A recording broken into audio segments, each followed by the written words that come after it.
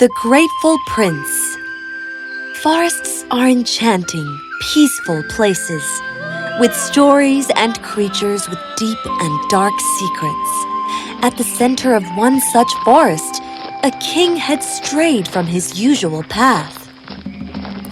Wandering the forest, he was worried he would never find his way out.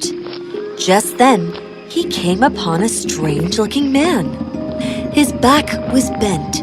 He held a stick to stand, and his beard went all the way to the ground. Who are you? What are you doing here in my forest? Are you lost, peasant? I am no peasant. I am the king of these lands. These forests are mine. But yes, I am lost. Could you help me? Ah, you are the king, you say? How very good for you.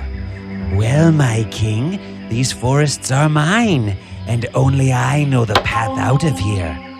I can show you the way if you like, but I would want something in return. The king was taken by surprise by the old man's behavior, but he needed to return home. He needed to be with his wife and his newborn child. What would you want in return? Name your price. I don't need any of those things. Do I look like I do? No, you must promise me that when I make sure you reach the gates of your kingdom, whatever walks out of it first, you will give me that in return. I will give you one day. You must promise that it will be mine forever. It could be anything that could walk out. The king thought to himself, but then he knew that he had been wandering far too long. Everyone would be worried about him. He made up his mind. He shook the hand of the old man, agreeing to their deal. Following the hunched old man through the forest, the king was at times amused and pleasantly surprised by the old man's speed and flexibility. Almost, he would lead him through lakes and through tiny spaces, but somehow kept moving forward. At the end, the old man stayed true to his word, finally making sure the king found his way home. Remember your promise, my king. The king was greeted with flowers and screams. The people were ecstatic to see him in one piece, but one person was crying in joy, his queen. Before the king could say anything, she rushes towards him with their firstborn son in her arms and crosses the gates, becoming the first thing that the old man could see. As he saw the child, the old man smiled. The king turned around and looked at him as he walked into the forest. "My king, you look worried. What is it? Tell me what is troubling you. Are you not happy to be home?" No, that is not true. I am overjoyed to be home with my wife and my son. But I have made a grave mistake, my dear. The king told his queen everything, every little detail that she was unaware of. The queen was shocked by the story, and they both wondered what they would do now. I may have an idea. The king called upon his minister and asked if there were any children born the same day as his son. The minister confirmed that a little girl was born to a peasant couple on the same night as the prince. The king summoned the couple and their baby to his chambers. My king, you called for us? How can a humble man like me be of service to you? My dear man, your king asks a great favor of you, one that he knows will be difficult for you to give. But in return, I shall reward you greatly for your sacrifice for your kingdom. The king spoke to the peasant, explaining everything. Knowing it will be a difficult decision for him to make, he asked for the peasant's newborn daughter to take his son's place with the old man. The king promised to take care of the peasant couple forever if they would make this sacrifice. The next morning, the old man stood at the edge of the forest, waiting for the king to arrive. Some time had passed, and then the gates opened. The king strode on his horse towards the old man, looking angrily at him. He got off his high horse, and in a small basket covered in white cloth, he delivered the crying little baby to the old man. The old man had an evil smile, evil but pleased he had gotten what he had wanted. Clutching the basket, he limped into the forest and took away the baby girl. The king could just stare on as both of them disappeared into the forest. Years later, the prince had grown. He was kind, smart, and helpful to everyone around him. It pleases me to see the kingdom my father built in good shape. The people are happy, they have food to eat, and a livelihood to keep them going. What more could a king want? While the prince walked happily through the streets, at a distance, the peasant's wife stared at him. She looked at her husband, who shook his head. But as he turned around, she ran to the prince, standing in front of him, blocking his way. "You do not know me, my prince, but I must say this to you. Yes, the king is a good man. He has taken care of his kingdom. But at what cost? At yours? At ours? Ask him about my child, my daughter." The prince was worried. He did not know about what the woman was talking about. At the dinner table that night, the prince asked his parents about what had happened. Be honest with me, father. Was the woman lying? Or is there more to the story? The king revealed everything about the journey into the forest, about the old man, a promise and a sacrifice for the glory of the kingdom. I must find her. It is only because of her sacrifices that I stand here today. I cannot be a prince or a king until she is free. I will either bring her back or take her place. Is this understood, father and mother? You must do what you think is right, as I did. Then, the next morning, he dressed in the common clothes of a commoner to hide his identity, taking with him a box of seeds, so that if he was to get lost in the forest, he could find his way home. So once again, just like his father, the prince wandered into the unending forest. The prince wandered around for a few days.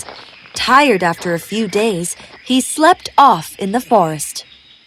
In the dead of the night, he was woken up by a heavy stick. Oi, oi. This is my forest. How dare you sleep in it without my permission? Whom do you think you are? Royalty? Wake up, you little bag of sack dust! The prince woke up, both scared and pleased to see the old man. The old man looked the same. He walked with a limp and looked grumpy. I am sorry, sir, but I am in need of work. I am hungry and able. If you could find it in a heart to give me food and some work for a few days, I would be most grateful. You look like a kind, generous man. The old man looked neither kind nor generous, but he realized that this boy could be of use to him. Yes, you could be of use to me. You must follow my rules, and you will be fed and taken care of. But break one of those rules, and I will make you pay. Is that understood? The old man used magic to blind the prince and guided him through the forest. The prince remembered to drop the seeds, though. The old man would once again enjoy the little accidents. The prince fell into the lake, hit his face into a tree, all of these sights the old man enjoyed. Eventually, they reached the home of the old man. This is where you will sleep. You will not speak to anyone, nor question anything. You will do as you are told. Agreed? Dinner will be inside, and then tomorrow, you begin your work. The prince agreed as the old man walked away. Dropping his bag down, he was nervous about how things would go. Hours had passed, and then it was dinner time. The prince was asleep as a girl walked towards him. She nudges him twice, then thrice, eventually kicking him. "It is time to wake, sleepyhead. There is food to be eaten. You will have a lot of work to do tomorrow. The old man will not let you rest ever again. You better eat." Together they walked inside. The prince knew in his heart that this was the girl, the one he had come looking for. He had found her. They sat together at the dinner table. The girl walked up and down from the kitchen, serving the food to them. The prince couldn't stop staring at the girl. In the morning, the old man gave the prince many tasks to accomplish. From gathering fruit from the highest tree, to getting the water from the lake, to cleaning the troll's feet, and to brushing the old man's teeth. The prince had to do everything. During all of this, the girl watched him, concerned and proud, all with a smile on her face. But eventually, he was given a difficult task. He was asked to go into the hayfield and cut enough hay to feed the horses for a week. Otherwise, he would not receive food for 3 days. "What task has he given you?" He wishes me to cut all of this in one day. How can I do this? "Oh, you luckless being! Listen to what I have to say. It is your only way out." Thus, the prince brought 2 horses from the stables to the hayfield. He cut several small bunches of hay, holding it in front of the horse. He tied them together and began riding through the hayfield with a large scythe in his hand. To his joy, the plan worked. By the end of the day, all the hay on the field had been cut. The boy sat on the tired horse and fed them as they slowly walked towards the old man's home. The girl smiled as she saw him. The old man looked upset. Then, the next morning, I have something else for you. This is my prize cow. You must milk her dry. My supply of milk has shortened. Drain her of every bit of milk so that I will never be hungry again. Drain every bit of milk from her, all in one day? How is that possible?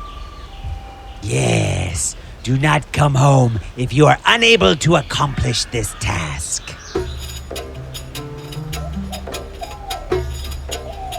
the prince tried a couple of times, getting punched and kicked in the face several times by the cow. Eventually, he sat down and gave up. He waited for the girl, hoping she would turn up and save him. "What would you do without me?" The girl helped the prince again, helping him warm his hands. As the prince uses warm hands to milk the cow, she began to respond. Bucket after bucket was filled with cow's milk, as the girl wished the prince luck and left him to do the rest. By the end of the day, 20 buckets of milk were full, enough to last their home a long time.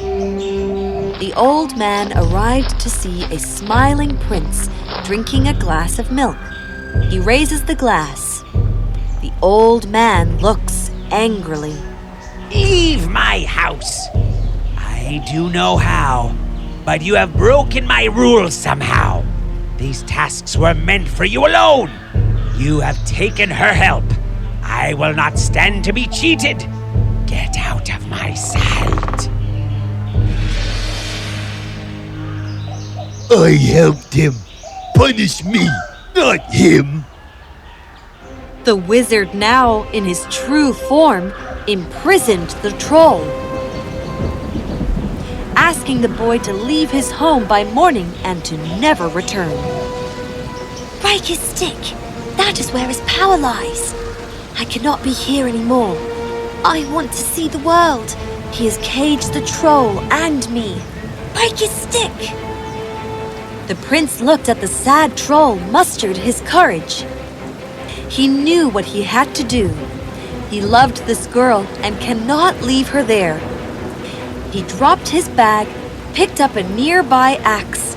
He freed the troll, and together they crept into the window the girl left open, looking for the wizard. Walking quietly through the house, they reach the biggest room in the house. Inside, they find the wizard awake and holding the girl's hands and laughing. You thought you could defeat me? Fool me? There is no chance, boy. But the prince was not afraid. He and the troll together ran to the wizard, giving him 2 targets to hit and making it difficult. It worked. While the troll was hit, the prince pushes the wizard and got a hold of the stick, freeing the girl who ran to the side of the troll. You will not hurt anyone anymore. As the magical stick was broken, the old man fell to the ground, turning gray and old again, holding his hands up, asking for mercy. We are leaving this place. You will no longer hurt anyone. No more promises to be kept. No more of your tasks. I am your prince. You will obey me. We are leaving this place, and you will never be seen again. As they left the old man's home, they found the trail of seeds the prince had left. Those seeds had turned into a trail of roses. Holding their hands together, they walked towards the kingdom, with the troll trailing behind, of course. The prince introduced the girl to her parents and to the king and queen. There was joy in the kingdom and love in the hearts of everyone. She will be my queen. She is brave and smart, courageous and beautiful. I do not ask for anything more. And together they lived happily ever after.